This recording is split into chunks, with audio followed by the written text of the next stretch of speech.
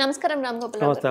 Sir హైడ్రాకి సంబంధించి పేద ధనిక అన్నది పక్కన పెడితే కష్టపడి సంపాదించుకొని కూడగట్టుకున్న డబ్బుతో కట్టుకున్న ఆ ఇల్లులు ఏవైతే ఉన్నాయో బిల్డింగ్స్ కావచ్చు వాటెవర్ సో అవన్నీ ఇప్పుడు చెప్పబెట్టకుండా కూల్చేసే పరిస్థితి ఏర్పడింది. సో అవి చెరువుల పక్కన ఉన్న బఫర్ జోన్లో ఉన్న గవర్నమెంట్ ల్యాండ్లో ఉండడం వల్ల తీసేస్తున్నారు. మరి ఇప్పుడు వాళ్ళ పరిస్థితి ఏంటంటారు? అసలు ఎక్కడికి పోయి ఉండాలి ఏంటి అన్నది కూడా తెలవని పరిస్థితిలో ఉన్నారు ఇప్పుడంతా. ఇక్కడ 3 రకాలు ఉంటుంది లక్ష్మి గారు. ఒకటి పెద్ద పెద్ద బిల్డింగ్లు, ఇప్పుడు మల్లారెడ్డి కానీ, పల్ల రాజేశ్వర రెడ్డి కానీ, అసదుద్దీన్ ఓవైసీ కానీ, నాగార్జున కానీ, తర్వాత ఎవరు మన మురళీమోహన్ కానీ, వీళ్ళందరూ ఏంటంటే తెలిసి చేసిన తప్పు. వీళ్ళు కావాలే మమ్మల్ని ఎవడేం చేస్తారులే అన్నది వాళ్ళది మూర్ఖపు లెక్కలు అన్నట్టు. అది మాకేమున్నదని ఆ ఈగోయిజంతో అది ఏం కాదులే అన్న ఉద్దేశంలో వాళ్ళు పోయి కట్టుకున్నారు. వాళ్ళు దానికి అనుభవించాల్సి. మరి కొంతమంది పక్కన పెట్టినట్టు కూడా విన్నాను. అది కాలేజీలో అవన్నీ ఎడ్యుకేషనల్ ఇన్స్టిట్యూషన్స్ ఉన్నాయి కాబట్టి హైకోర్టు ఏం చెప్పిందంటే ఇప్పుడు మధ్యాహ్నం అకాడమిక్ ఇయర్ మధ్యాహ్నం డిస్టర్బ్ చేయడం సమంజసం కాదు, చూసి ముందుకెళ్ళండి అని చెప్పారు. వీళ్ళు అంత లోపల ప్రాసెస్ చేసుకోవచ్చు. ఇది ఒక కేటగిరీ. తర్వాత బిల్డర్స్ ఏదైతున్నారో వాళ్ళు వాంటెడ్లీ పట్టాభూమిలో కొనుక్కొని కొంత పక్కది కలుపుకొని, లేకపోతే అది ఇక్కడ ఏంటంటే ట్యాంక్స్లో 2 రకాలు ఉంటాయి. కొన్ని చిల్లరాలు ఏముందంటే గతంలో పట్టాలు ఉన్నాయి, ఇప్పటి కూడా వాటర్ కూడా సబ్మెర్జెన్స్ శిఖంలో పట్టాస్ ఉన్నాయి. ఎఫ్టీఎల్లో పట్టాలు ఎందుకు ఇచ్చారు ఆ కాలంలో అంటే సీజన్లో మధ్యన ఏదైతే ఉందో నీళ్ళు అయిపోగానే ఇమీడియట్ వీళ్ళు మళ్ళీ కాస్ట్ చేసుకోవచ్చు. అది ఏక్పస్లా తాబి అంటారు. సెకండ్ క్రాప్ కల్టివేషన్కు నిజాం గవర్నమెంట్లో ఇచ్చిన పట్టాలున్నాయి. అది only for cultivation, not to change the land use మారవడానికి లేదు. అక్కడ వాళ్ళు ఆడ మట్టి తవ్వడము, లేకపోతే తీయడము, లేకపోతే బిల్డింగ్ కట్టడము, గోడ పెట్టడం, ఇవన్నీ నిషేధం. ఇదొక ఇది. తర్వాత ఈ బిల్డర్స్ ఎంక్రోచ్మెంట్ సెకండ్ కేటగిరీ. తర్వాత ఇన్నోసెంట్స్ ఎవరైతే ఉన్నారో చిన్నాళ్ళు 100 గజాలు 50 గజాలు 200 గజాలు ఇల్లు కట్టుకున్నారు, వాళ్ళు తెలియక కొనుక్కొని కట్టుకున్న పరిస్థితి. దానికి ఏంటంటే ప్రభుత్వ అధికారులదే బాధ్యత.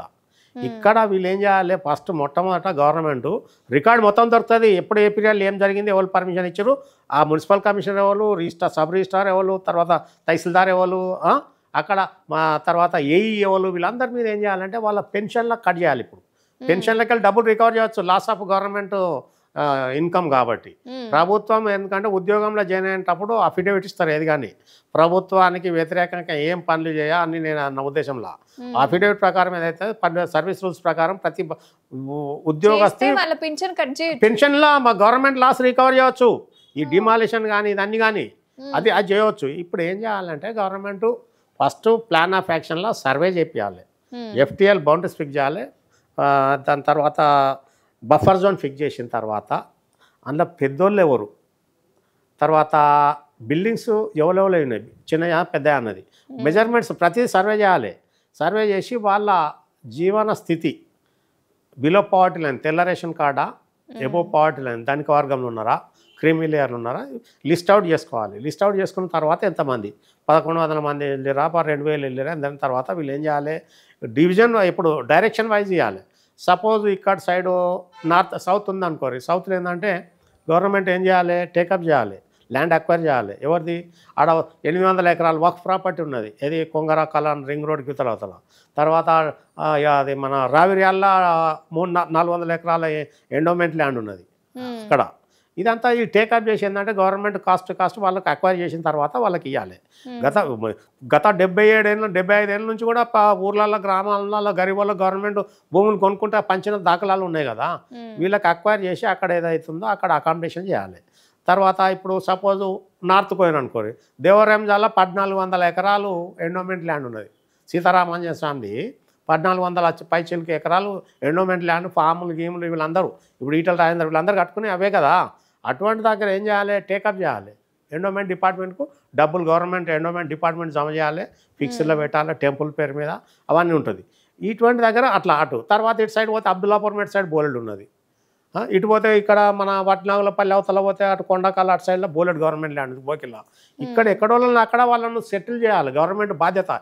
ఎందుకు అంటే నువ్వు రిజిస్ట్రేషన్ను దండుకున్నావు, బిల్డింగ్ పర్మిషన్కు దండుకున్నావు, ప్రాపర్టీ ట్యాక్స్ దండుకున్నావు, వాటర్ కనెక్షన్కు దండుకున్నావు, పవర్ కనెక్షన్కు దండుకున్నావు, ఇవన్నీ డబ్బులు వాళ్ళే తింటున్నావు కదా.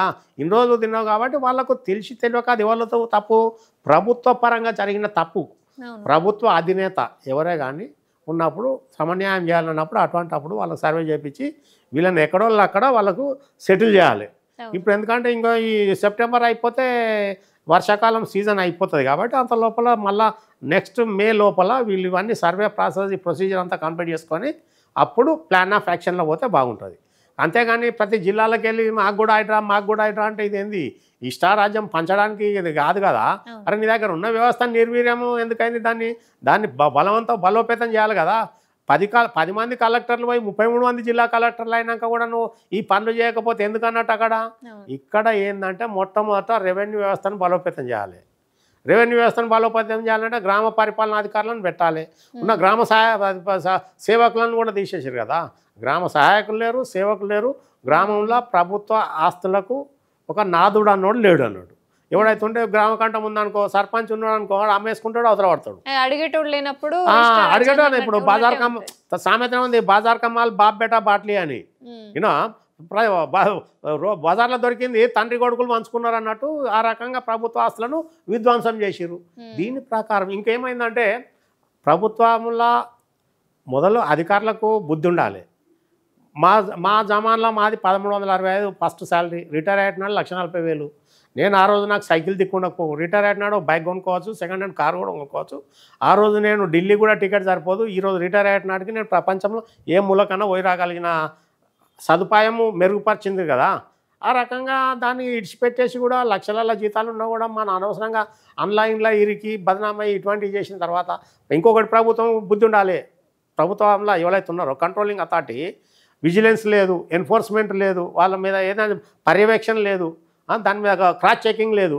వీళ్ళకి ఏదో యాన్యువల్ దాని మీద ఉండాలి కదా.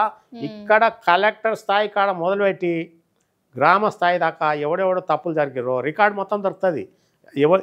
ఏ సంవత్సరం రిజిస్ట్రేషన్ అయింది, పర్మిషన్ ఎప్పుడు వచ్చింది, పవర్ ఎప్పుడు ఇచ్చారు, వాటర్ ఎప్పుడు ఇచ్చారు. మీరు ఈ 4 కేటగిరీలను ఎవరైతే ఉందో రెవెన్యూ, పంచాయతీరాజు, రిజిస్ట్రేషను, లేకపోతే municipal administration, irrigation, water works, వీళ్ళందరినీ వాటర్ వర్క్స్ సంబంధం ఉండదు. వాటర్ కరెంట్ పక్క పెట్టరు. వీళ్ళు ముగ్గురు సక్రమంగా ఉన్నాక revenue, irrigation, municipal planning department అన్నాడు. వీళ్ళు ముగ్గురు కరెక్ట్ ఉన్నాక తర్వాత రిజిస్ట్రేషన్ మొదట రెవెన్యూ, రిజిస్ట్రేషను, మున్సిపల్, తర్వాత ఇరిగేషన్. వీళ్ళు ఏదైతే ఉందో వీళ్ళను ఈ 4 డిపార్ట్మెంట్ల మీద చర్య తీసుకోవాలి. అప్పుడు వాళ్ళు ఉన్నారు ఏంది పెన్షన్కి వెళ్ళి రికవర్ చేయాలి. గవర్నమెంట్కి ఆదాయం వస్తుంది కదా. అడగోళ్ళు పెన్షన్ మిగతా ఉన్నారు, బతుకున్న వాళ్ళు అందరి మీద రికవర్ చేయవచ్చు. కాకపోతే ప్లాన్ ఆఫ్ యాక్షన్ ఉండి ప్లానింగ్ చేసుకొని అనుకుంటే మార్గం ఉన్నది. ఇప్పుడు మన where there is a will there is a way. మనసు ఉంటే మార్గం ఖచ్చితంగా ఉంటుంది. అందుకోసం ఇక్కడ చిత్తశుద్ధి ఏదైతే ఉందో అది కాదు. ఇక్కడ ప్రభుత్వం ఏంది, commissioner for relief and rehabilitation post ఉన్నది. కానీ దాని మీద ఎవరున్నారు, సమర్థుడైన నాయకుడు. ఇదే ఇప్పుడు ఐడా రంగనాథ్ గారిని ఇచ్చినట్టు దాంట్లో కమిషనర్ ఫర్ రిలీఫ్ రిహాబిలిటేషన్ కూడా పెట్టి తోమితే చక్క అవుతారు కదా. తోముడు అంటే ఇన్ ది సెన్స్ కొట్టుమని కాదు, ఎవరు చేశారు తప్పు అనేది దాని మీద ప్లాన్ ఇంకొకరు చేసే పరిస్థితి రాదు. ప్రతి హెడ్ ఆఫ్ ది డిపార్ట్మెంట్స్ పిలవాలి. ఇప్పుడు all head of the department పిలిచాలి. ఎవడెవడో ఎక్కడెక్కడ అని ఫస్ట్ ఎక్కడ ఇలా సర్వే రిపోర్ట్ రావాలి. ఫస్ట్ దీనికి సర్వే టీమ్స్ తయారు చేయాలి. కలెక్టర్ ఆధ్వర్యంలో ప్రతి మండల్లో ఎన్ని చేలు ఉన్నాయి, ఎక్కడ ఎంక్రోచ్మెంట్ అయింది, ఎంత ఎంక్రోచ్మెంట్ అయింది, ఎవరు బెనిఫిషరీస్, బిలో పావర్టీ లైన్ ఎవరు, ఎబో పావర్టీ లైన్ ఎవరు, వాళ్ళ బిల్డరా లేకపోతే అది కమర్షియలా, రెసిడెన్షియలా, ఇన్స్టిట్యూషనలా అన్న దాని మీద వర్కౌట్ చేసుకొని దాని ప్రకారం చేస్తే ఖచ్చితంగా మార్గం ఉంటుంది. కాకపోతే ఇక్కడ మధ్యాహ్నం వదిలిపెట్టకుండా, ఎందుకంటే భవిష్యత్తులో నీళ్ళ కోసం యుద్ధాలు అవుతాయి. ఇప్పుడు వాటర్ రిస్టోర్ చేయాలనుకో, storm water, ground water recharge కాలేదనుకోరి, అప్పుడు ఏముంటుంది. మనం గోల్డెన్ ఇప్పుడు లాస్ట్ ఇయర్ జోహన్నెస్బర్గ్ ఎక్కడో సౌత్ ఆఫ్రికాలో పెట్రోల్ కంటే ఎక్కువ కాస్ట్ అయిపోయింది. వాటర్ 4 రోజులు 6 రోజులకు స్నానాలు చేయని పరిస్థితి ఉన్నది. అటువంటి సిచ్యువేషన్ ఎక్కడైనా వస్తుంది. లాస్ట్ ఇయర్ గంత దూరం ఎందుకు, బెంగళూరులో ఏం గతి పట్టింది లాస్ట్ టైం. మొన్న పోయిన సమ్మర్లో బెంగళూరులో ఏసీ వాటర్ పట్టుకోవాల్సిన పరిస్థితికి వచ్చింది. ఎయిర్ కండిషన్ నడుస్తుంది. అటువంటి సిచ్యువేషన్ రాకుండా ఇది చేయాలి. ఇప్పుడు ఇజ్రాయిల్ ఏంది, drainage water drinking water convert చేసుకుంటారు. సింగపూర్లో కూడా డ్రింకింగ్ వాటర్ కన్వర్ట్ చేసుకుంటారు. అది ఎందుకంటే ప్యూర్ వాటర్ ఏదైతే ఉందో, ఫ్రెష్ వాటర్ ఏదైతే ఉందో 2% మొత్తం భూగోళం మీద ఉన్న నీళ్ళల్లో 2% మంచి నీళ్ళు. దాన్ని అంతా సముద్రపు నీళ్ళు ఉన్నది, ఉప్పు నీళ్ళు. కొన్ని ఇప్పుడు గల్ఫ్ కంట్రీస్ అవి ఏదైతే ఉందో డీసాలినేషన్లా చేసుకుంటారు. ఇప్పుడు ఖతార్, దోహా అటు సైడు అది ఎంత చేసుకున్నా కానీ కాస్ట్లీ అఫేర్ కాబట్టి ఉన్నది కాపాడుకోవాలి. ఇప్పుడు ఏమైపోయింది, 1940 జనాభా ఎంత ఉన్నది, 40-45 లక్షల కోట్లు. ఇవాళ 140 కోట్లు దాటింది. ఇక్కడ గతంలో సాగునీరు ఎక్కువ అవసరం ఉండే, తాగునీరు తక్కువ అవసరం ఉంది. ఇప్పుడు సాగునీరు తక్కువ అయిపోయింది, తాగునీరు తాగునీరు ఎక్కువ అయిపోయింది. దీని మీద ఇక్కడ ఏంటంటే ప్రతి గవర్నమెంట్కు 50 ఏళ్ళ తర్వాత ఏం అవసరం ఉంటుంది అన్నది ప్లానింగ్ లేదు. Planning commission, planning department, planning ministry వీళ్ళు చేయాల్సిన పని అన్నది లేదు. ఇంకొకటి నీకు చెప్తా చూడు, ప్లానింగ్ అన్న దాని మీద వాళ్ళని చూసి నేర్చుకోవాలి. 1965 వచ్చింది స్వతంత్రం సింగపూర్. ఇవాళ వాళ్ళ పాస్పోర్ట్ వరల్డ్ నెంబర్ 1. వాళ్ళు ఎక్కడ కూడా వీసా లేకుండా ఎంట్రీ కాగలుగుతారు. ఎందుకు? వాళ్ళ కంట్రోలింగ్ అట్లున్నది. సింగపూర్ ఎయిర్పోర్టు 1990లో కట్టారు. 50 ఏళ్ళ అడ్వాన్స్లా కట్టారు వాళ్ళు.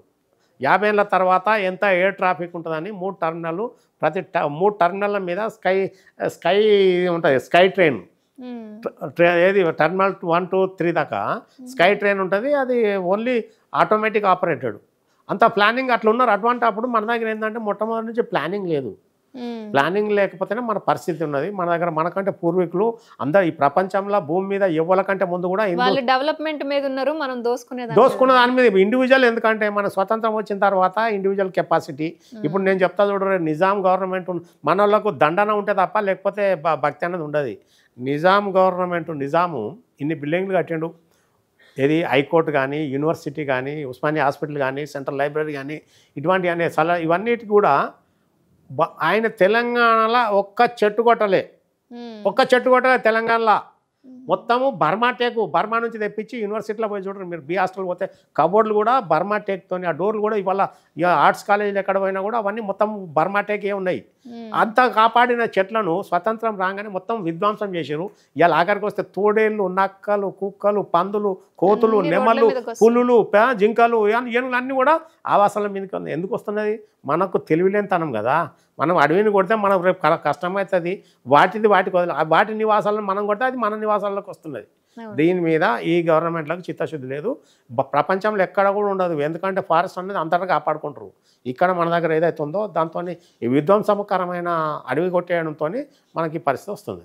అందుకోసం ఇప్పుడు ఇక్కడ హైడ్రాలో ఏదైతే ఉందో సీఎం కానీ, హౌసింగ్ మినిస్టర్ కానీ, మున్సిపల్ అడ్మినిస్ట్రేషన్ కానీ, రెవెన్యూ కానీ వీళ్ళంతా కూర్చొని ఒక ప్లాన్ ఆఫ్ యాక్షన్ వర్కౌట్ చేసి కమిషనర్ ఆఫ్ రిలీఫ్ రిహాబిలిటేషన్ పెట్టి ఆయనకు అసైన్ చేసి మొత్తం ఒక సిస్టమేటిక్ ప్లాన్ చేసుకుంటే మాకంటే ముందు 5 ఏళ్ళు సీనియర్ ఉన్నారు, మాకంటే ముందలు కూడా ఉన్నారు. ఎక్స్పర్ట్స్ని కూర్చోబెట్టి ఎట్లా సొల్యూషన్ అన్న దాని మీద వర్కౌట్ చేసి రోడ్ మ్యాప్ వేసుకొని వీళ్ళకి ఒక స్ట్రాటజీ వర్కౌట్ చేస్తే ఖచ్చితంగా ఇవి సక్సెస్ అవుతుంది. సక్సెస్ చేస్తే రేవంత్ రెడ్డిని 50 ఏళ్ళు 100 అయినా నిజాం తర్వాత మళ్ళీ ఈయన కూడా తలుచుకుంటారు. ధన్యవాదాలు.